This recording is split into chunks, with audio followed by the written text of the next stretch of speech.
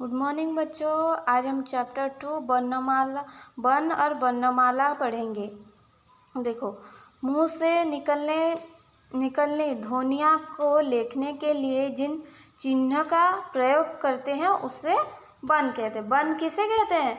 जो हम बोलते हैं उसे लिखने के लिए जो चिन्ह जो प्रयोग होता है उसे क्या बोलते हैं? वर्ण कहते हैं। वर्ण भाषा की सबसे छोटी इकाई है। वर्ण भाषा की सबसे छोटी जो वर्ड है। हिंदी भाषा में जितना भी ध्वनियाँ हैं उन्हें लिखने के लिए वर्णों का प्रयोग होता है। हिंदी भाषा में जितना भी ध्वनियाँ हैं, जो जितना भी हम आवाज़ निकालते हैं हिंदी भाषा में, उसे लिखने के लिए हमें क्या चाहिए? वर्ण। निश्चित क्रम में लिखे गए वर्णों का समूह को वर्णमाला कहते हैं। एक निश्चित क्रम में, जैसे हम अ से औ तक लिखते हैं, क से ख तक जो लिखते हैं वो निश्चित क्रम में लिखते हैं कि नहीं? एक क्रम में, वो उसे क्या बोलते हैं? वर्णमाला कहते हैं। हिंदी की वर्णमाला इस प्रकार है। हिंदी के वर्णमाला में कितना ठो वर्ण है? 50 ठो है। और वो क्या क्या है? दो भाग में विभक्त क्या है? स्वर वर्ण और व्यंजन वर्ण, और एक है अयोगवाह वर्ण और एक संयुक्त वर्ण। देखो, स्वर वर्ण क्या क्या है? अ, आ, छोटी ई, बड़ी ई, छोटा ऊ, बड़ा ऊ, री, ए, ऐ, ओ, औ। ये क्या है?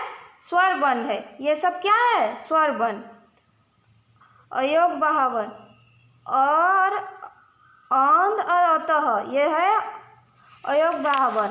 फिर देखो व्यंजन वर्ण। व्यंजन वर्ण क्या क्या है? क, ख, ग, घ, ङ, च, छ, ज, झ, ञ, ट, ठ, ड, ढ, ण, त, थ, द, ध, न, प, फ, ब, भ, म, य, र, ल, व, स, स, ह। ये सब क्या है? व्यंजन वर्ण है। और संयुक्त वर्ण क्या है? देखो, क्ष, त्र, ज्ञ और श्र, ये सब क्या है? संयुक्त वर्ण। देखो, कुछ अन्य वर्ण और क्या क्या है? ये देखो, अनुनासिक वर्ण अ, अतिरिक्त वर्ण ड और ढ, आगत वर्ण ज, फ और व। हिंदी में दो प्रकार के वर्ण होता है, स्वर और व्यंजन। हिंदी में कितने प्रकार के वर्ण होते हैं? स्वर और व्यंजन वर्ण दो प्रकार के होते हैं कि नहीं? स्वर बिना किसी की सहायता की बोली जाती है। इसकी संख्या 11 है। स्वर वर्ण जो है बिना किसी के सहायता से बोली जाती है। जैसे अ बोलने से किसी की सहायता लगती है क्या? नहीं लगती।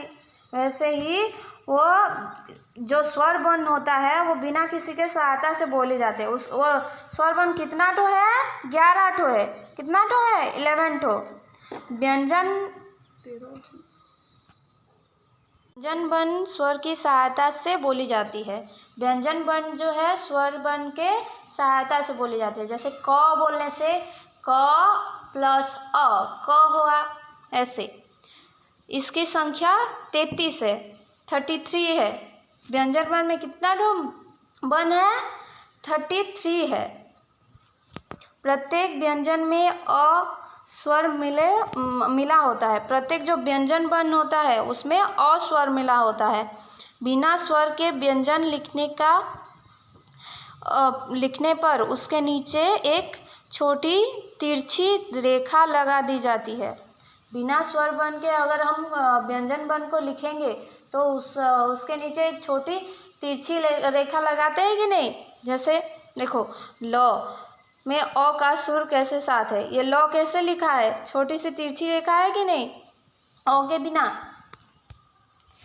क्ष, त्र, ज्ञ और श्र दो व्यंजन के मिलने से बने वर्ण या अक्षर है। दो व्यंजन वर्ण को मिलने से क्ष, त्र, ज्ञ और श्र बना है।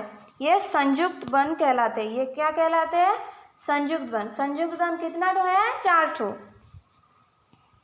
देखो, क प्लस स तो क्या हुआ, क्ष। ज प्लस ज्ञ, ज प्लस न्य हुआ ज्ञ। त प्लस र त्र, स प्लस र स्र। ये देखो, अ के अनुसार कहते हैं, अ के अनुसार कहते हैं, अह को विसर्ग कहलाता है और ओं को अनुनासिक कहते हैं।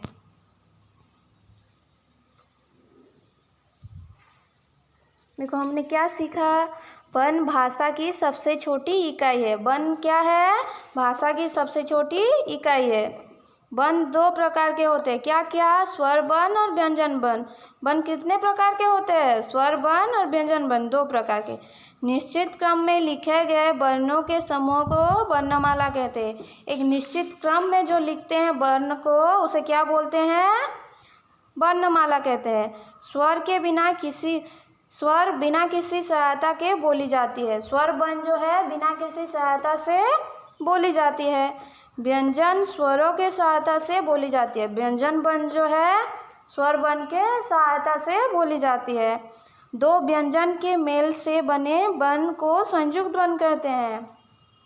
दो व्यंजन वर्ण को मिलाने से जो वर्ण निकलता है उसे क्या बोलते हैं, संयुक्त वर्ण बोलते हैं। वो क्या क्या है, क्ष, त्र, ज्ञ और स्र। अ, ज और फ में जो डॉट लगा होता है उसे आगत वर्ण कहते हैं।